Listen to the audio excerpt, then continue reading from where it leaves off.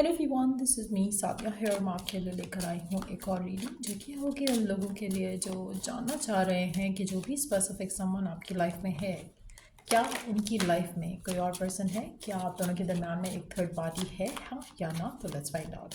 यहाँ पर जो हम थर्ड पार्टी की बात कर रहे हैं, यहाँ पर थर्ड पार्टी सिर्फ एक अनदर पर्सन है, not the family, not the work. So और ये रीडिंग उन लोगों के लिए भी नहीं है जो लोग ऑलरेडी जानते हैं कि कोई और पर्सन उनकी लाइफ में है, जैसे कि आप ऑलरेडी वो शादीशुदा हैं या आपके साथ उनकी शादी हुई है एंड देन कोई और पर्सन है उनकी लाइफ में और आप जानते हो।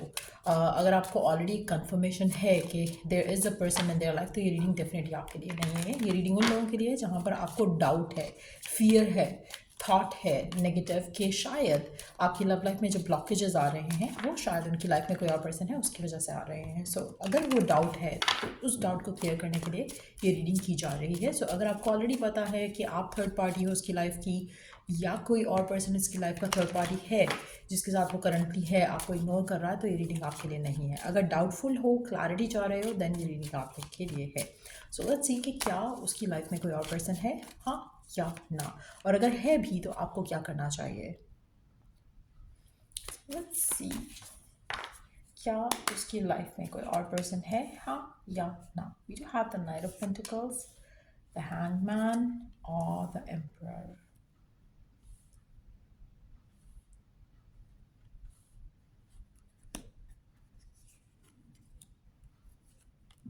आप में से मेजॉरिटी लोगों के लिए अगर तो आपको पता है कि ये पर्सन ऑलरेडी कमिटेड है, मैरिड है, जैसे मैंने शुरू में मेंशन किया कि उन लोगों के लिए रीडिंग नहीं है जो लोग जानते हैं ऑलरेडी कि देयर इज़ अ पर्सन उसकी लाइफ में।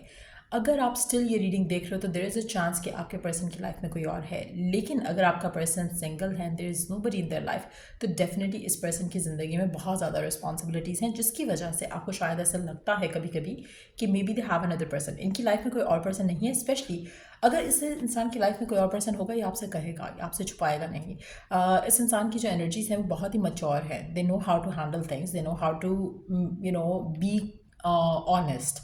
तो जो भी स्पेसिफिक समवन है जिसके साथ आप डील कर रहे हो, जहाँ पर आपको डाउट होता है कि शायद इसकी ज़िंदगी में कोई और पर्सन है, मुझे ऐसा लग रहा है कि एक तो इनका काम बहुत ज़्यादा डिमांडिंग हो सकता है, दूसरा इनकी लाइफ में हो सकता है कि सबसे बड़े हों अपने घर में, या फिर रिस्पॉन्सिबिलिटी सबसे ज़्यादा इनके ऊपर है। सो वो चीज़ें हैं जिसकी वजह से आपके पर्सन जो है आपको या कनेक्शन को उस तरह से टाइम नहीं दे पाते हैं।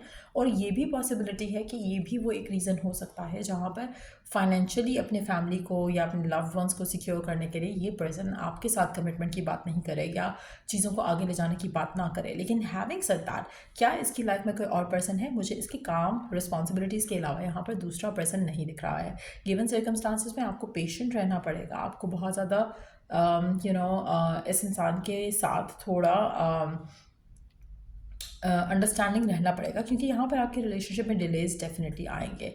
आप में से काफ़ी सारे लोगों के लिए एक चीज़ की क्लैरिटी रखने की ज़रूरत है यहाँ पर कि ये जो पर्सन है जिसके साथ आप डील कर रहे हो, इसकी लाइफ में लव रिलेशनशिप्स के लिए टाइम नहीं है, इसीलिए ये आपको टाइम नहीं दे पाता है जिस तरह से शायद आप डिज़ायर करते हो, जिस तरह से शायद आप विश करते हो। But at the same time जब ये पर्सन कमिटेड हो जाएगा, आपसे शादी कर लेगा या चीज़ें आपके साथ फाइनलाइज हो जाएंगी, तो फिर आपको ये डिस्टेंस नहीं फील होगा, फिर ये पर्सन आपको प्रायोरिटाइज करेगा। लेकिन टिल दैट टाइम कम्स, इस इंसान को टाइम लगेगा कि ये आपको प्रायोरिटाइज कर सके, क्योंकि बहुत ज़्यादा रिस्पॉन्सिबिलिटीज़ इसके सर पर हैं और कहीं ना कहीं फाइनेंशियली मुझे लग रहा है कि थोड़ी डिफ़िकल्टी का सामना भी कर रहा है ये पर्सन। सो गिवन सर्कमस्टांसेस में आपको क्या करना चाहिए? गिवन सर्कमस्टांसेस में आपको क्या करना चाहिए?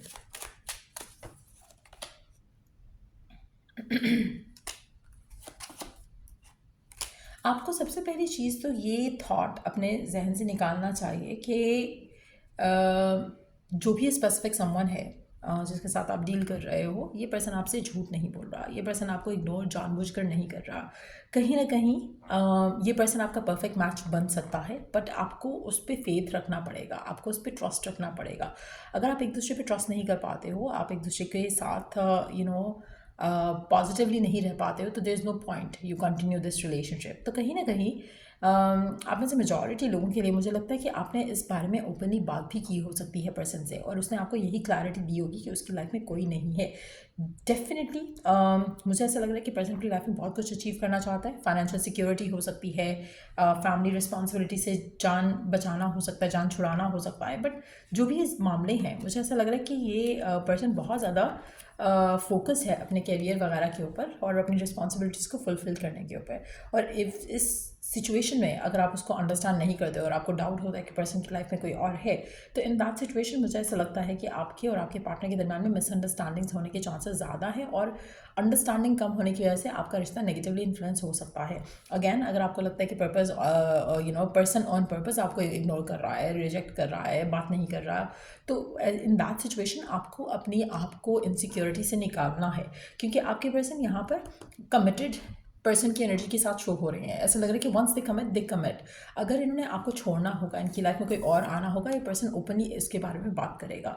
ये पर्सन आपसे छुपाएगा नहीं। गिवन सर्कमस्टांसेस में बहुत ज़्यादा चांसेस हैं कि आपका पर्सन वर्कaholic हो सकता है, बहुत रिस्पॉन्सिबल पर्सन हो सकता है, but yes, to the closed ones they have in their life, not everyone in their life.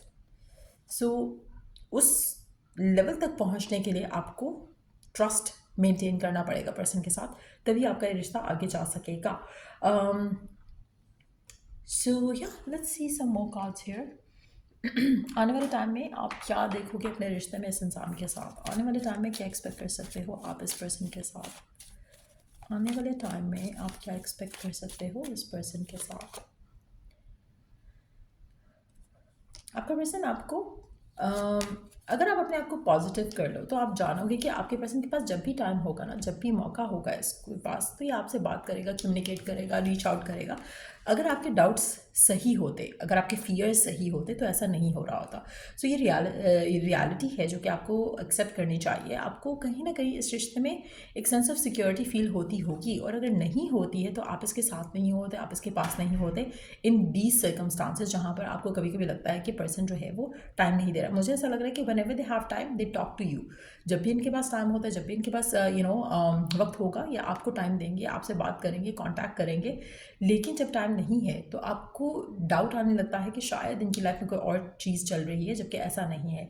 सो कोशिश करो कि यू अलाउ एक ट्रस्ट जो बिल्ड हो आप दोनों के बीच में, उससे आपका कनेक्शन स्ट्रांग होगा, और कहीं ना कहीं अपने माइंड में जो डाउट है इस पर्सन के साथ फ्यूचर को लेकर, उसको एलिमिनेट करने की कोशिश करो। चांसेस काफ़ी ज़्यादा हैं कि ही और शी इज़ द वन, लेकिन आपको थोड़ा पेशेंस के साथ चलना पड़ेगा इस इंसान के साथ। सो या ये थी रीडिंग आप लोगों की। अगर आपको इस रीडिंग से हेल्प मिला है, गाइडेंस मिली है, तो लाइक शेयर सब्सक्राइब ज़रूर करो। And till I do next read आपके लिए, टेक केयर एंड बाय।